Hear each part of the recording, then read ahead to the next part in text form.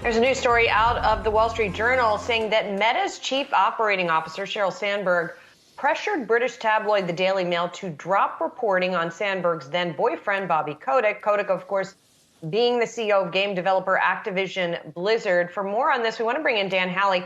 And the reporting that she was allegedly pressuring the Mail, and I think it was the Mail Online specifically, to drop, had to do with a temporary restraining order that was brought against Kotick that was then later abandoned. So it's a little bit complicated, this whole story, but obviously a lot of scrutiny because of the prominence of these two players. Yeah, obviously, Bobby Kotick and Sheryl Sandberg, they had dated at one point. And according to the Journal's reporting, this relates to two incidences where Sheryl Sandberg had pressured Mail Online, that's the online component of the Daily Mail, to drop this story in 2016 and 2019. Now, the story, as you said, relates to a temporary restraining order that was put into place by the police who had done it at the behest of Kotick's ex-girlfriend. That lasted a little more than a month, and then it lapsed. And then, the Journal says in this report that the matter at hand, that kind of issue with the girlfriend, she had said that she had kind of exaggerated some of the things that she had mentioned to police or in that restraining order. So it really is a complicated matter here. But, what it comes down to is, according to some of this reporting, Kotick said that Sandberg had threatened the Mail Online.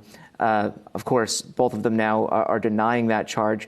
But it really comes at a time where, Activision Blizzard is dealing with not only that harassment issue and abuse issue and discrimination issue, but the fact that we have the authorities in California claiming that Gavin Newsom is interfering or interfered with their own investigation, that they think that the amount that Activision Blizzard settled with the federal government for that scandal at $18 million is basically a drop in the bucket. And of course, this all comes against the backdrop of Microsoft's $75 billion purchase or planned purchase of Activision Blizzard. That still has to go through.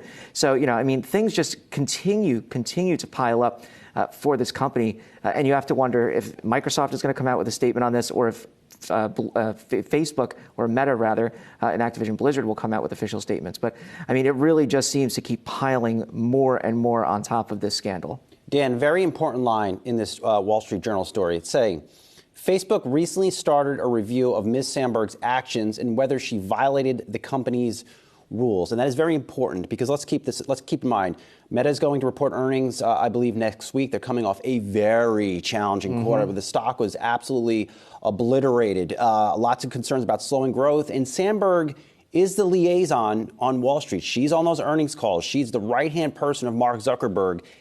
It could be a big loss if she is no longer there. Yeah, look, she's basically, the face of the company to a degree, right? It's Zuckerberg and then her. And as Zuckerberg takes more of a back seat to what's going on with the company, she becomes more and more important for Meta and, Facebook, Instagram. So if they lost her, it would be, incalculable for Facebook or Meta, whatever you want to call it, going forward. Zuckerberg has essentially, said he's not going to be commenting anymore, or seems to not be commenting anymore on any large scandals. They're putting out their own people to do this. They're their own PR folks, their own flacks, really kind of delegating that where he used to come forward and speak more to it. But, she's testified before Congress for Meta, so Facebook at the time. So, look, losing her would be an incalculable loss for the company, especially since she's been there so long and she's helped boost its growth so much. And as you pointed out, Brian, this issue that they're dealing with now with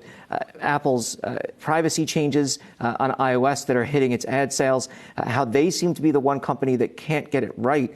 And it's really smashed their stock price over the last few weeks since they reported. It's, losing her would be awful for Meta at this point. And to be clear, we don't know that she's going anywhere. So just we're leaping a little bit ahead here. But yes, it is important to talk about how important, everybody talks about how important Zuckerberg is. It's very important to talk about her vitality to the company as well. Thank you so much, Dan Howley. Appreciate it. And a reminder, Meta reports its numbers after the close of trading. So the shares have been not doing great going into that report.